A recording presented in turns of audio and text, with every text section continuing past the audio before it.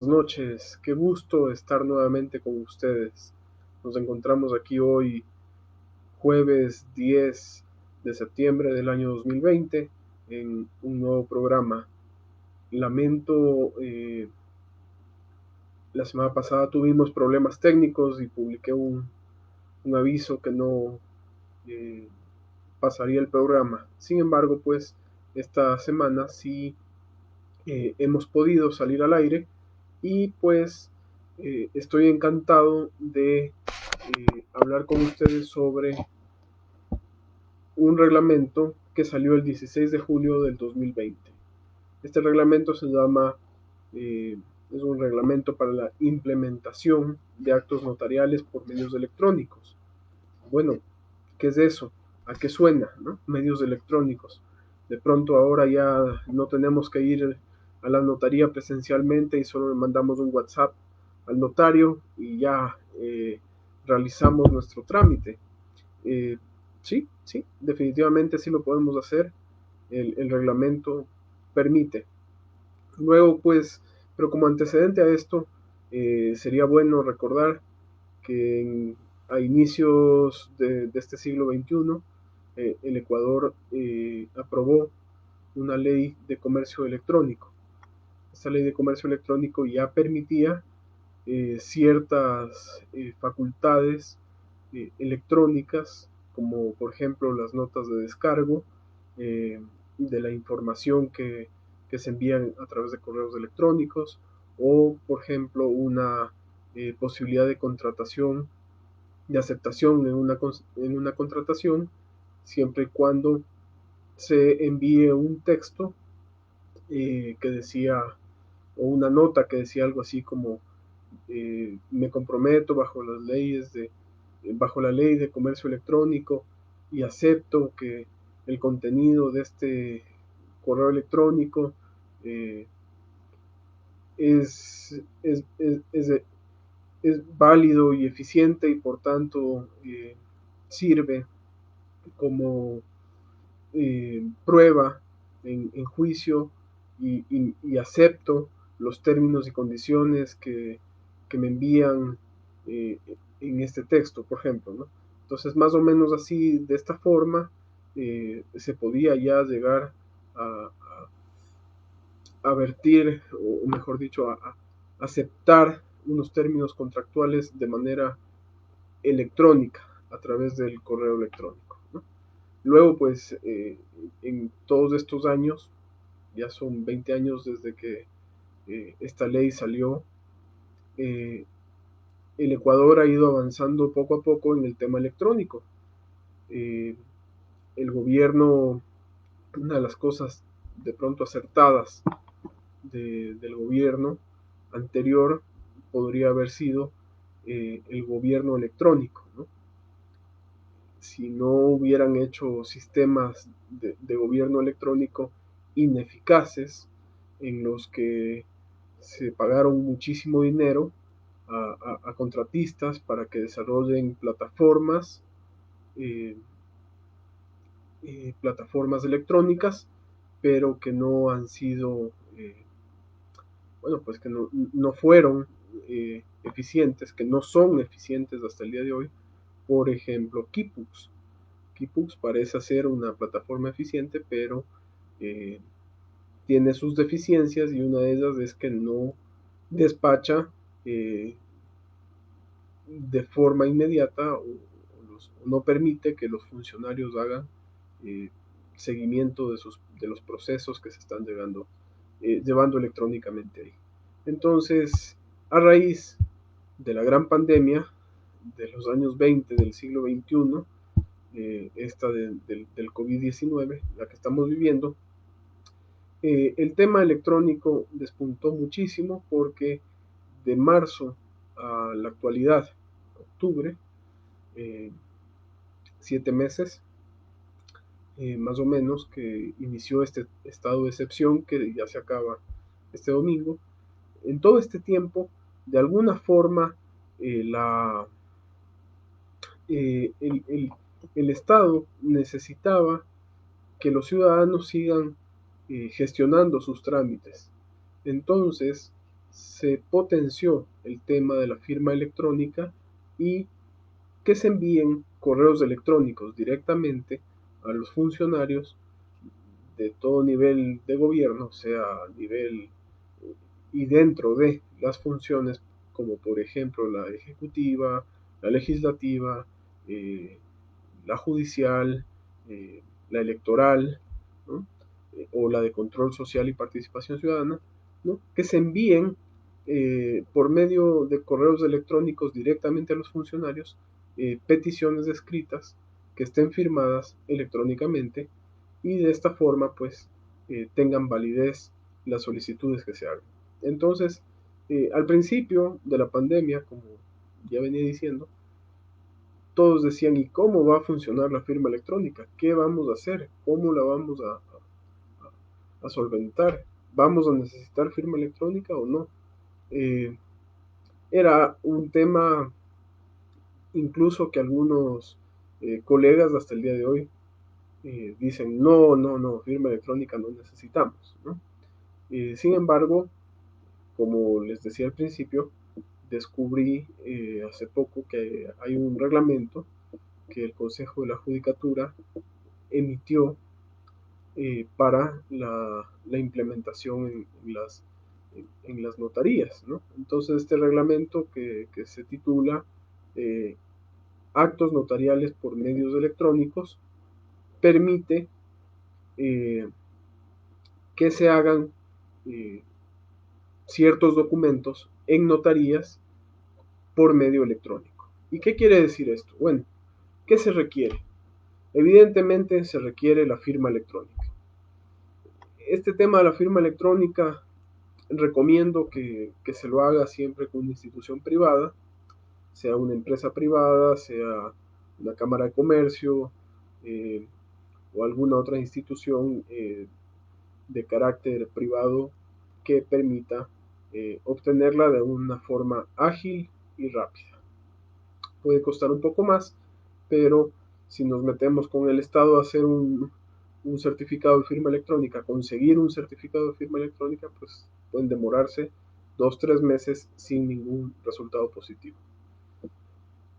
Habrán casos, pues, que la gente ha logrado hacerlo más rápido y habría que ver bajo qué circunstancias lo han logrado.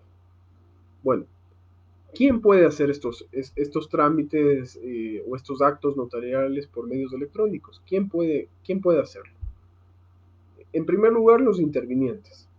Es decir, si queremos comprar o quiero vender un vehículo, yo como vendedor puedo firmar electrónicamente el contrato, lo hago en Word, eh, pongo quién es el vendedor, quién es el comprador, la cosa, unas cláusulas propias del contrato de compraventa civil y luego pues recibo el precio, entrego la llave y en vez de ir a la notaría a firmar, puedo yo coger ese PDF y firmarlo electrónicamente y a su vez el comprador también recibe por correo electrónico ese PDF y lo firma electrónicamente y se lo enviamos a la notaría, quien podría, debería, en todo caso, hacer el reconocimiento de firmas. Ese sería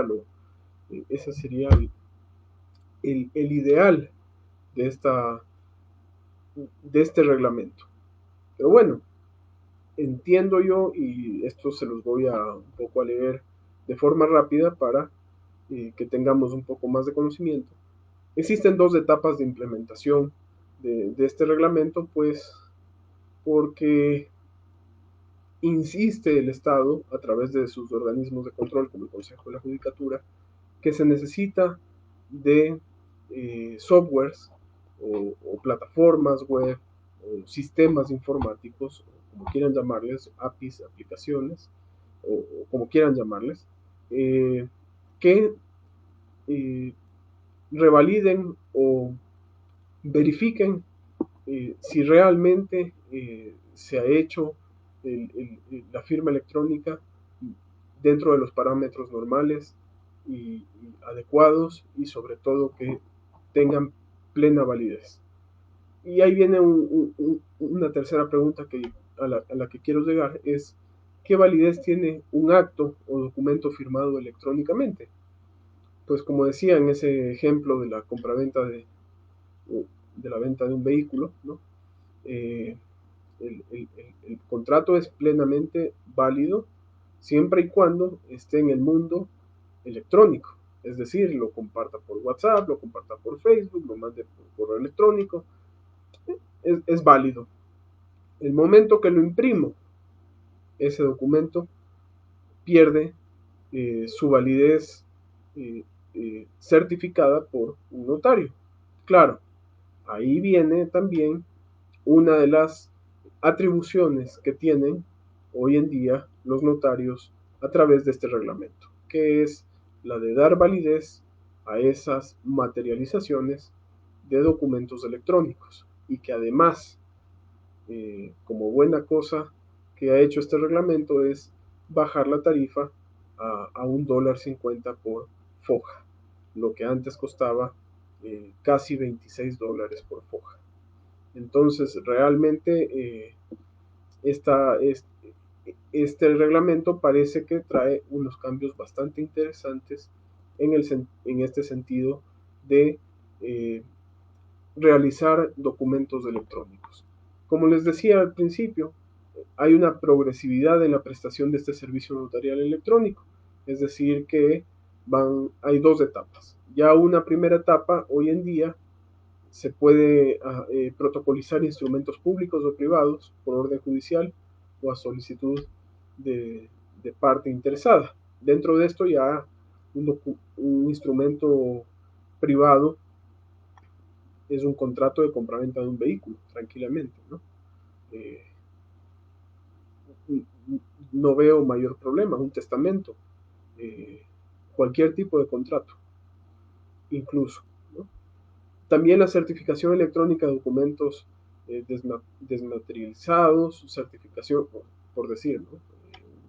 Un documento físico lo escaneo, lo subo a la nube y le digo al notario, por favor, este documento que lo desmaterialicé, por favor certifíqueme electrónicamente. Entonces, el notario puede, con su firma electrónica, dar validez a ese documento electrónico que servirá para el mundo electrónico, cuando lo comparta por WhatsApp, cuando lo mande por correo electrónico o cuando simplemente lo circule en el mundo electrónico.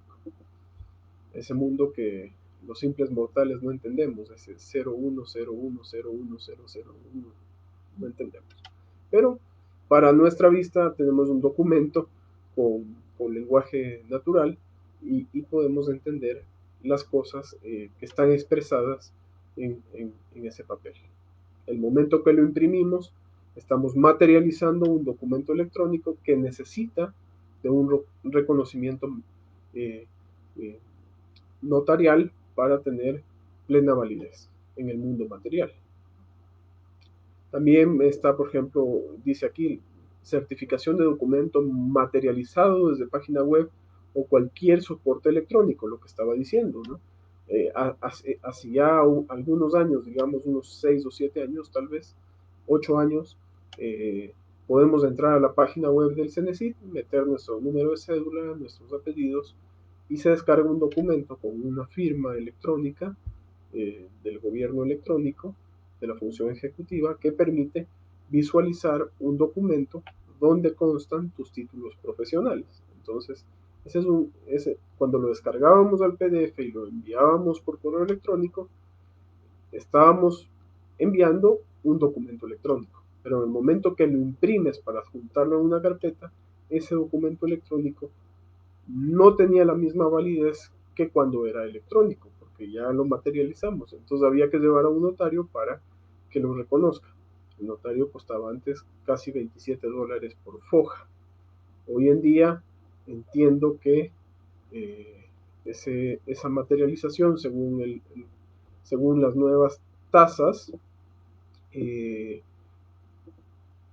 incluido el IVA, vale $1.50 por foja, es decir, el anverso y el reverso, lo cual nos acerca bastante a una realidad eh, que nos permita hacer documentos electrónicos y materiales. Y esto yo decía al principio, pues, o ponía descripción en este programa de hoy, que esto ha cerrado la brecha de, del tema electrónico que se esperaba que en unos 10 años, tal vez 5 años en otros lados, se complete o se termine de cerrar esta brecha entre las cosas físicas y las cosas electrónicas, y se pueda ya manejar ciertos contratos y eh, ciertas negociaciones de forma electrónica. Tanto así, había mucha expectativa en esto, que ya empezamos hace 2 años, diría yo, en el Ecuador, con las aplicaciones móviles que nos permitían contratar transporte o contratar un servicio de pagos nacional o contratar un servicio de telefonía móvil directamente a través de una aplicación. De esta forma, pues, incluso alguna vez, claro, por ejemplo, bueno, me hizo firmar un contrato eh, con una pluma electrónica sobre una tablet. Esto fue como hace 6 años y era válido.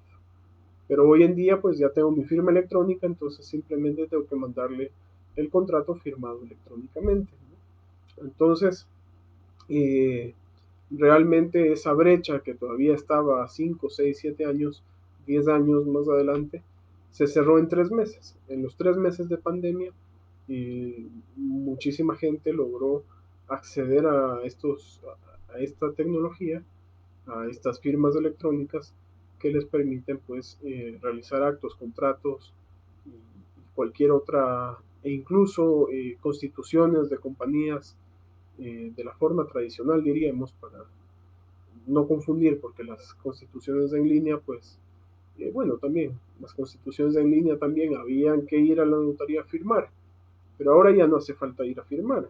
Uno coge el documento PDF, estampa su firma electrónica con su certificado o con su token y la envía por correo electrónico al notario, y el notario pues puede verificar eh, en cualquier programa lector de PDFs la validez de esta firma, y con esto